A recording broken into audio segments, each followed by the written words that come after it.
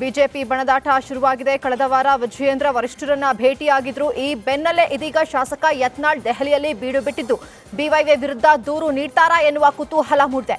ಮತ್ತೊಂದೆಡೆ ಕೇಂದ್ರ ಶಿಸ್ತು ಸಮಿತಿಯಿಂದ ಯತ್ನಾಳ್ಗೆ 10 ದಿನದೊಳಗೆ ಉತ್ತರ ನೀಡುವಂತೆ ನೋಟಿಸ್ ಜಾರಿ ಮಾಡಲಾಗಿದೆ.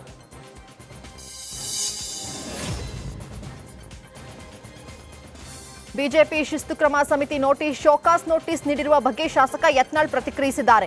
ನಾನು ಶೋಕಾಸ್ ನೋಟಿಸ್ಗೆ ಉತ್ತರ ಕೊಡ್ತೀನಿ, ರಾಜ್ಯ ಬಿಜೆಪಿಯ ವಸ್ತುಸ್ಥಿತಿಯ ಬಗ್ಗೆ ವಿವರಣೆ ನೀಡ್ತೀನಿ ಅಂತ ಸಾಮಾಜಿಕ ಜಾಲತಾಣದಲ್ಲಿ ಬರೆದುಕೊಂಡಿದ್ದಾರೆ.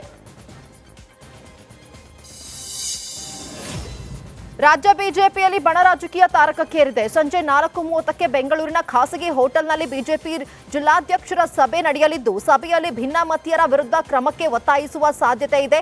ಜೊತೆಗೆ ಹೈಕಮಾಂಡ್ ಭೇಟಿಯಾಗಿ ರಾಜ್ಯ ಬಿಜೆಪಿ ಗೊಂದಲಕ್ಕೆ ತೆರೆ ಎಳೆಯುವಂತೆ ಒತ್ತಾಯಿಸುವುದಕ್ಕೆ ನಿರ್ಣಯ ಕೈಗೊಳ್ಳುವ ಸಾಧ್ಯತೆಯೂ ಇದೆ.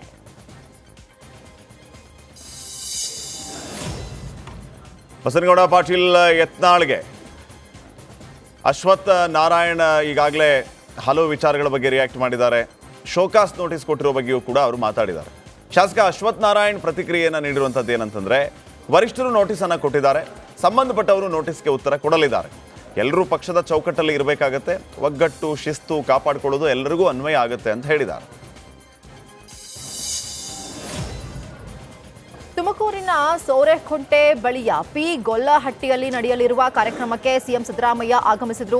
ಸಿಎಂಗೆ ಹೂಗುಚ್ಛ ನೀಡಿ ಸ್ವಾಗತ ನೀಡಿದ್ರು. ಅಂತಾರಾಷ್ಟ್ರೀಯ ಕ್ರಿಕೆಟ್ ಸ್ಟೇಡಿಯಂ ಶಂಕುಸ್ಥಾಪನೆ ಮಾಡಿದ್ರು. ಇನ್ನು ಈ ವೇಳೆ ಸಿಎಂಗೆ ಗೃಹ ಸಚಿವ doctor G Parameshwar, KN Rajanna, Priyank Kharge ಸೇರಿದಂತೆ ಹಲವರು ಸಾಥನ್ನ ಕೊಟ್ಟರು. ಈ ವೇಳೆ ಡಿಸಿಎಂ ಡಿಕೆ ಶಿವಕುಮಾರ್ ಕಾರ್ಯಕ್ರಮಕ್ಕೆ ತಡವಾಗಿ ಆಗಮಿಸಿದರು. That is our honorable Chief Minister of Karnataka, Sri Siddaramaiah ji. ಸನ್ಮಾನ್ಯ ಮುಖ್ಯಮಂತ್ರಿಗಳನ್ನ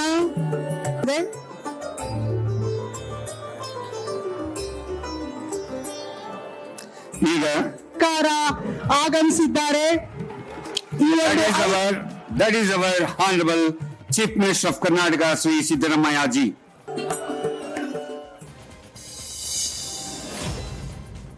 ತುಮಕೂರಿನ ಸೋರೆಕುಂಟೆ ಬಳಿಯ ಪಿ ಗೊಲ್ಲಹಳ್ಳಿಯಲ್ಲಿ ಅಂತಾರಾಷ್ಟ್ರೀಯ ಕ್ರಿಕೆಟ್ ಸ್ಟೇಡಿಯಂ ಶಂಕುಸ್ಥಾಪನೆ ಕಾರ್ಯಕ್ರಮದಲ್ಲಿ ಸಿಎಂ ಭಾಗಿಯಾಗಿದ್ದು, ಬಳಿಕ ವೈಟ್ ಕ್ಯಾಪ್ ಕ್ರಿಕೆಟ್ ಪಿಚ್ ಪರಿಶೀಲನೆ ನಡೆಸಿದರು. ಸಿಎಂ ಗುದ್ದಲಿ ಪೂಜೆಯನ್ನು ನೆರವೇರಿಸಿ ಎಲ್ಲರ ಜೊತೆ ಸಾಂಕೇತಿಕವಾಗಿ ಕ್ರಿಕೆಟ್ ಆಡಿ ಖುಷಿಪಟ್ಟರು.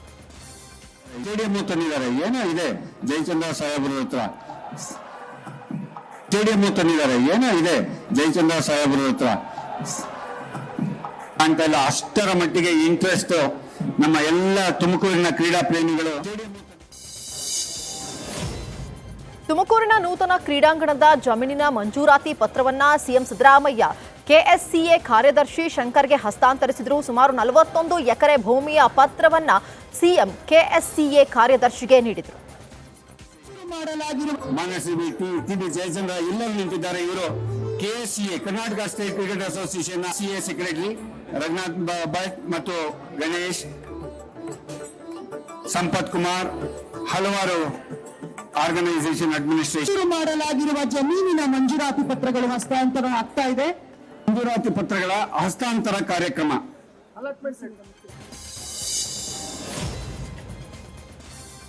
ಸಾವಿಗೀಡಾದ ಬಾಣಂತಿ ಹೆರಿಗೆ ಬಳಿಕ ಮೃತಳ ಪತಿ ಬಳಿ ಬಳ್ಳಾರಿ ಜಿಲ್ಲಾಸ್ಪತ್ರೆಯ ಸಿಬ್ಬಂದಿ 48,000 ರೂಪಾಯಿ ಹಣ ಖರ್ಚು ಮಾಡಿಸಿದ ಆರೋಪ ಕೇಳಿಬಂದಿದೆ.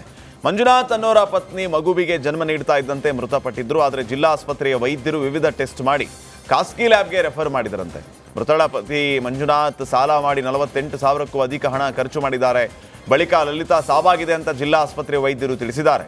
ಇತ್ತ ಸಾಲ ಮಾಡಿ ಹಣ ಕಳೆದುಕೊಂಡಿದ್ದಲ್ಲದೆ ಪತ್ನಿಯನ್ನೂ ಕಳೆದುಕೊಂಡು ಮಂಜುನಾಥ್ ಕಂಗಾಲಾಗಿದ್ದಾರೆ. ಕಾಯಂ ಕೆಲಸ ಮತ್ತು ವೇತನ ಹೆಚ್ಚಳಕ್ಕಾಗಿ ಬಿಬಿಎಂಪಿ ಪೌರ ಕಾರ್ಮಿಕರು ಪ್ರತಿಭಟನೆಯನ್ನು ನಡೆಸ್ತಾ ಇದ್ದಾರೆ. ಕಸದ ವಾಹನ ಚಾಲಕರು, ಸಹಾಯಕರು ಸೇರಿದಂತೆ ಗುತ್ತಿಗೆ ಆಧಾರದಲ್ಲಿ ಕೆಲಸ ಮಾಡ್ತಿರುವ ಸಿಬ್ಬಂದಿ ಬೆಂಗಳೂರಿನ ಫ್ರೀಡಂ ಪಾರ್ಕ್ನಲ್ಲಿ ಸರ್ಕಾರದ ವಿರುದ್ಧ ಧರಣಿ ಕುಳಿತಿದ್ದಾರೆ. ಫೆಂಗಲ್ ಚಂಡಮಾರುತದ ಎಫೆಕ್ಟ್ ಇಂದ ಸಿಲಿಕಾನ್ ಸಿಟಿ ಬೆಂಗಳೂರಿನಲ್ಲಿ ಜಿಟಿಜಿಟಿ ಮಳೆಯಾಗ್ತಾ ಇದೆ. ತಡರಾತ್ರಿ ಜಿಟಿಜಿಟಿ ಮಳೆಯಿಂದಾಗಿ ಜೆಜೆ ನಗರದಲ್ಲಿ ಮನೆಯ ಒಂದು ಭಾಗದ ಗೋಡೆ ಕುಸಿದಿದ್ದು, ಕೂಡಲೇ ಅಕ್ಕಪಕ್ಕದಲ್ಲಿದ್ದವರು ಮನೆಯಲ್ಲಿದ್ದ 2 ವೃದ್ಧರನ್ನ ರಕ್ಷಣೆ ಮಾಡಿದ್ದಾರೆ. ಸದ್ಯ ವೃದ್ಧರಿಬ್ಬರಿಗೂ ಸಣ್ಣ ಪುಟ್ಟ ಗಾಯಗಳಾಗಿದೆ, ಪ್ರಾಣಾಪಾಯದಿಂದ ಪಾರಾಗಿದ್ದಾರೆ.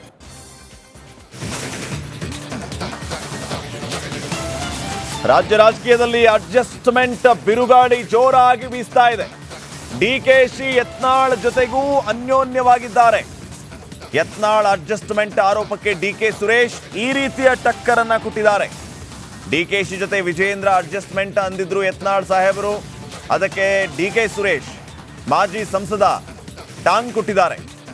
ಡಿಕೆ ಶಿವಕುಮಾರ್ ಅವರು ಯತ್ನಾಳ್ ಜೊತೆನೂ ಚೆನ್ನಾಗಿದ್ದಾರೆ, ಹಾಗಿದ್ರೆ ಅವರದ್ದು ಅಡ್ಜಸ್ಟ್ಮೆಂಟ್ ಪೊಲಿಟಿಕ್ಸಾ ಅನ್ನುವಂಥ ಪ್ರಶ್ನೆಯನ್ನ ಮಾಡಿದ್ದಾರೆ.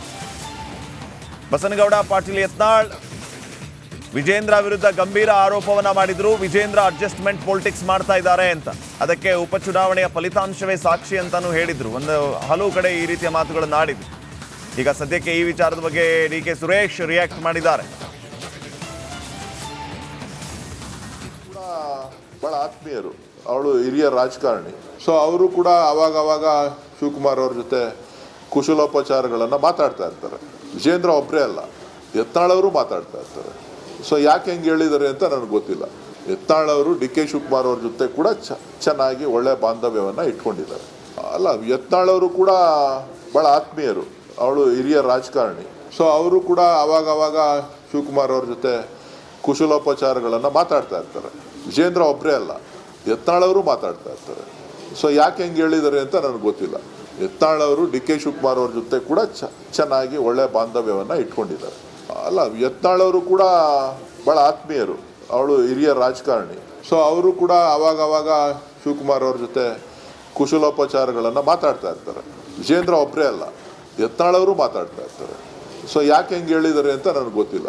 ಯತ್ನಾಳ್ ಅವರು ಡಿ ಕೆ ಶಿವಕುಮಾರ್ ಅವ್ರ ಜೊತೆ ಕೂಡ ಚೆನ್ನಾಗಿ ಒಳ್ಳೆ ಬಾಂಧವ್ಯವನ್ನು ಇಟ್ಕೊಂಡಿದ್ದಾರೆ.